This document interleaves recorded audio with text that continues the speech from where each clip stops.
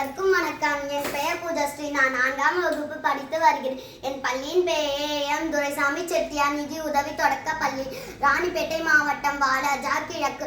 இப்போது நான் பேச வந்துள்ள தலைப்பு சுற்றுச்சூழல் பாதுகாப்பு அனைவரின் பொறுப்பு. மனிதனே சிந்திப்பாயா மரம் பற்றி, மரம் வளர்க்க சொல்கிறேன் உன் கரம் பற்றி. சில்லென்று காற்று வந்து என் மீது படுகிறதே, சோர்ந்திருந்த உடல் மனம் எல்லாம் சொர்க்கம் காண்கிறதே. நிழல் வேண்டுமா மரம் வேண்டுமே, மழை வேண்டுமா மரம் வேண்டுமே, குளிர் வேண்டுமா மரம் வேண்டுமே, கனி வேண்டுமா மரம் வேண்டுமே, வளம் வேண்டுமா மரம் வேண்டுமே, நதி வேண்டுமா மரம் வேண்டுமே. உண்கின்ற உணவுகள்லாம் இம்மரங்கள் தந்ததுவே, மரங்களை அழிப்பது கண்டு நெஞ்சம் விம்முதுவே. கரஞ்சிகளை மட்டும் உண்டு உயிர் வாழ முடியாதே, கான்கிரீட்டில் காடு வளர்த்து என்ன செய்வாய் என் மனிதா? என் பூமி போல் வேறு கிரகங்கள் இல்லையே.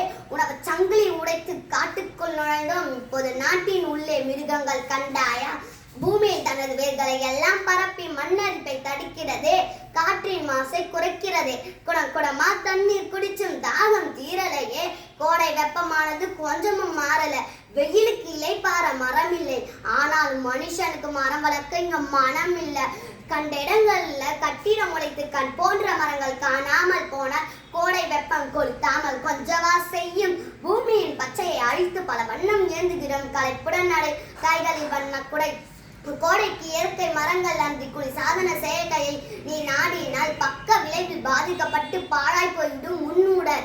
வேவையில் குளிக்காமல் நம் சந்ததிகள் தண்ணீரில் குளிக்க, கட்டிடங்களை விட பூமியில் மர விதைகளை அதிகம் விதைப்போம். இனிமேலும் மரம் வளர்க்காமல் சுயநல மதினாய் பூமியில் நீ சுற்றி வந்தால் காணாமல் அழிந்து போவது மரங்கள் மட்டுமல்ல, வாட்டும் வெயில் தண்ணீர் பஞ்சத்தோடு வறட்சியில் சிக்க போகும் முன் வருங்கால சந்ததியும் தான். மரம் இங்கு வாழும் உலகில் உயிரினங்கள் கிடையாது, மரம் இங்கு இல்லையாவிட்டால் உலகே கிடையாது. அழகான அன்னை பூமி அழுங்கேதான் போகிறது. ஊர் கூடி மரங்கள் வளர்ப்போம், ஒன்றாய் வாருங்களே. நன்றி.